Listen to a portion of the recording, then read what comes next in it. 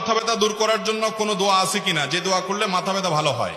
দোয়া আছে ভাই, শুধু মাথা ব্যথা নয়, শরীরের যে কোনো অঙ্গে ব্যথা হলে সেই ব্যথা দূরের জন্য অব্যর্থ এবং পরীক্ষিত একটা দোয়া আছে।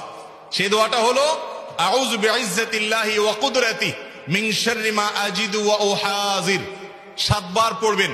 যেই জায়গায় ব্যথা হয়েছে ওই জায়গায় হাত রেখে আউযু বিইজ্জাতিল্লাহি ওয়া কুদরাতিহি মিন শাররি মা আজিদু ওয়া উহাযির, যার অর্থ হলো আমি আল্লাহর কাছে আশ্রয় চাই, আল্লাহর কুদরতের মাধ্যমে আশ্রয় চাই।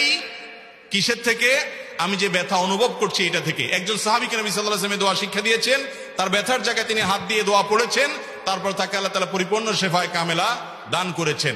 এজন্য আল্লাহর প্রতি সে বিশ্বাস রেখে আল্লাহ তাআলা হাদিসে কুদসিতে বলেছেন, আনা ইনদা যান্নি আবদি বি, বান্দা আমার প্রতি যেমন ধারণা করবে আমি তার সাথে তেমন আচরণ করব। অতএব দোয়া আপনি ওই ব্যথার জায়গায় রেখে যদি পড়েন, ইনশাআল্লাহ আল্লাহ তাআলা কি করবেন? সুস্থ